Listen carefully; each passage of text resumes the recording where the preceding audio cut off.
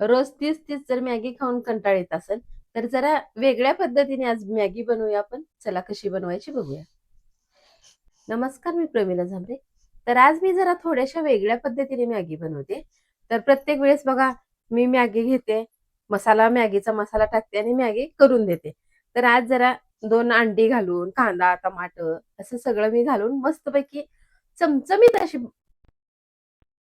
तर ह्याला जास्त काय मसाला पण लागत नाही. तर इथं मोठं 2 कांदे चिरून घेतले, 1 टमाटे चिरले, इथं लसूण मी बारीक करून घेतलाय, 1 चमचाभर कांदा लसूण मसाला, थोडीशी कोथिंबीर घेतली.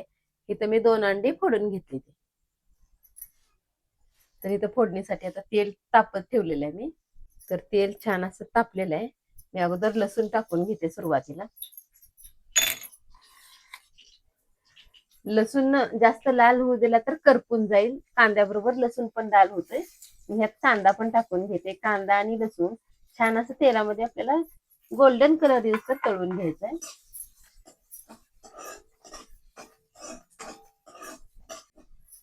तर बघा, कांदा किती छान असा लाल झालेला आहे, तळलेला आहे. मी ह्याला करपू दिलेलं नाही कुठं सुद्धा, सगळा कांदा सेम तळला गेलेला आहे. तर आता ह्यात मी टमाटर टाकून घेते. ज्यावेळेस कांदा लाल होतो त्याच वेळेस टमाटर टाकायचं. टमाट्यात असते पाणी, मग कांदा आपला छान असा तेलात तळला जात नाही.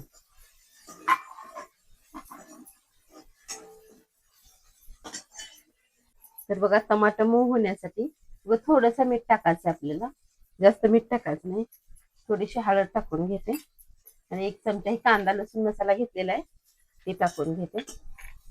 छान असं हळद मिक्स करून घ्यायचं आपण.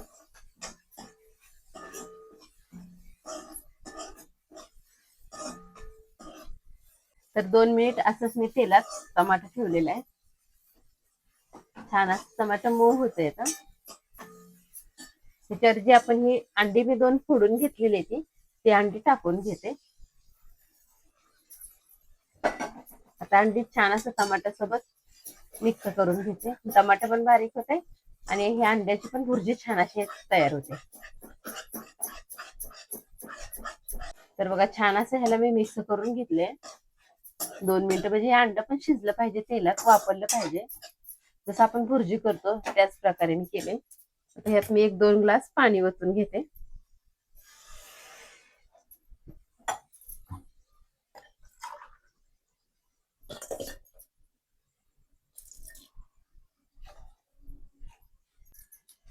तर बघा, मॅगी किती घेता तेवढा मसाला, तेवढ्या मसाल्याच्या पुड्या निघणार आहे त्या. तर ही छोटं पॉकेट मी घेतले, 6 पॉकेट आहे, ती छोटी असल्यामुळं. तर ही 6 पॉकेटचे 6 मॅगीच्या पुड्या येत्या. तर एवढ्या मी फोडून घेतल्या. त्या ही मॅगी मसाला मी सगळा टाकून घेते, तरच मॅगीला चव येते आणि छान पण लागते. तर मी ह्याच्यात वरून चटणी टाकलेली नाही किंवा हिरवी मिरचीचा पण वापर केलेला नाही. तर मॅगी मसाल्यामध्ये सगळं चटणी मीठ सगळंच असते आणि टेस्ट पण भारी लागते. तर मॅगी मसाला मी टाकलाय. छान अशी पाण्याला पण उकळी आलेली आहे. तर ही मॅगीची पॉकेट मी ह्यात टाकून घेते.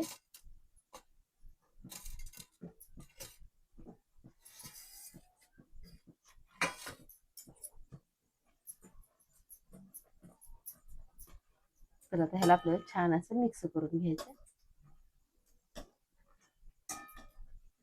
तर बघा, छान अशी मॅगी शिजली आहे. दोघं थोडंसं पाणी 1 चमचावर राहिले. तसं थोडंसं पाणी राहिलं ना, मॅगीला चव छान लागते. मी आता वरून टाकते थोडीशी कोथिंबीर.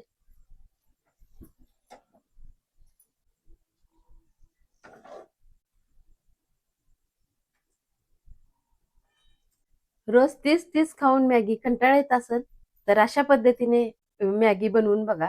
माझा जर व्हिडिओ आवडला तर नक्कीच एक लाईक करा. चॅनलला सबस्क्राईब केलं नसेल तर चॅनलला सबस्क्राईब करून घ्या.